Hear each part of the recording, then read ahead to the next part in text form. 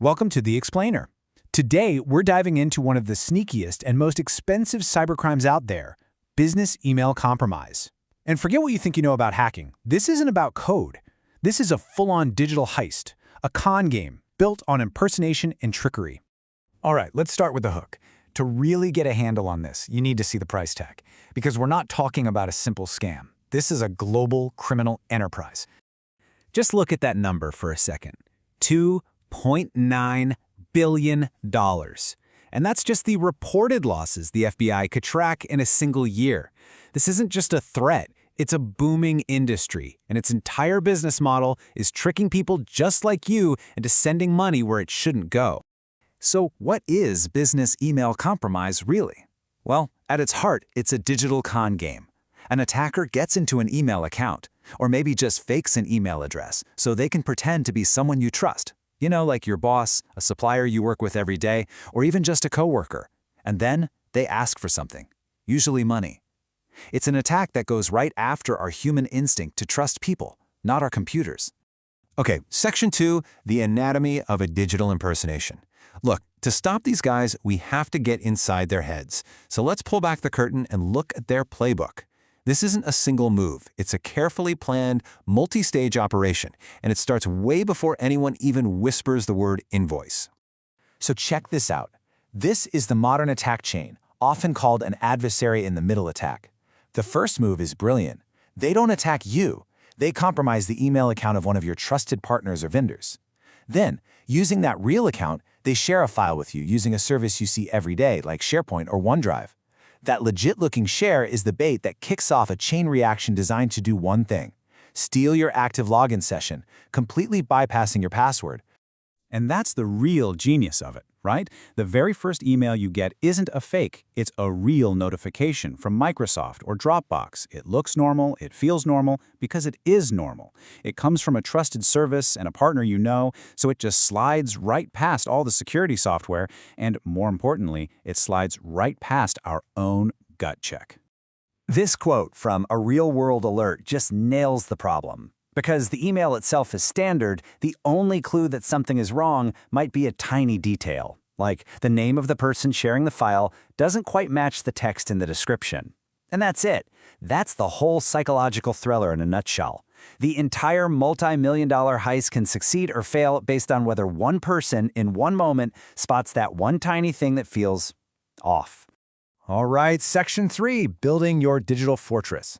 So, knowing how they operate is one thing. Now, how do we stop them? Let's get into the concrete steps for building our defenses. The biggest thing we have to do is change how we think about security. For years, it was all about the castle and moat. Build a strong wall, and anyone inside is trusted. That doesn't work anymore. We have to move to zero trust. The philosophy is simple. Never trust, always verify. It doesn't matter if you're inside the network or out. Every single time you try to access something, you have to prove you are who you say you are. So building this fortress means using layers of defense. On the technology side, a couple of things are absolutely key. You need MFA that's actually phishing resistant. Think physical security keys, not just a text message. That stops session hijacking dead in its tracks. And you need email authentication like DMARC to shut down spoofing. But tech isn't enough. It's also about human processes. Something like the 4 eyes principle, where any big payment needs a second person to sign off on it, is a total game changer. It's not about tech versus people, it's about smart tech and smart people working together. Let's zoom in on one of those key tech layers, DMARC. The easiest way to think about it is as a bouncer for your company's email domain. It checks the ID of every email that claims to be from you. If an email shows up and its credentials don't match, DMARC tells the other email servers, hey, this guy's a fake, don't let him in. It can tell them to either junk it or just block it completely. It's one of the best ways to stop attackers from pretending to be you. Okay, Section 4, the emergency response plan. But let's be realistic. What happens when an attacker does get through? Because sometimes they will. Having a step-by-step plan ready to go is absolutely critical to stop the damage from spreading. This is your playbook for when things go wrong. Now, a couple of things here are super important. First, see Step 2. It doesn't just say reset password. It says you have to revoke active sessions. We'll get to why in a second. And then Step 3, you have to go hunting for what the attacker left behind. They love to create little inbox rules, to secretly forward copies of important emails to themselves. It's a backdoor that lets them keep spying long after you think the coast is clear. Okay, Everybody listen up. If you forget everything else, remember this. This is the hidden secret about these modern attacks that most people miss. Resetting a password is not enough. The attacker didn't steal your keys, they stole a clone of your already unlocked doors session. A better way to think of it is this. They've cloned your building access card.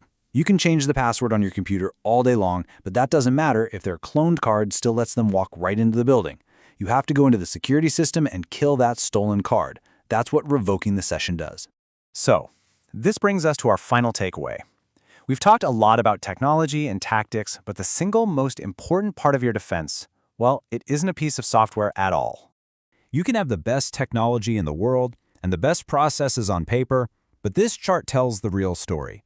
The number one target, the biggest vulnerability in almost every successful attack is us. It's human error. Why? Because attackers know it's way easier to trick a person than it is to hack a machine. And that's why the ultimate weapon in this fight isn't software, it's culture.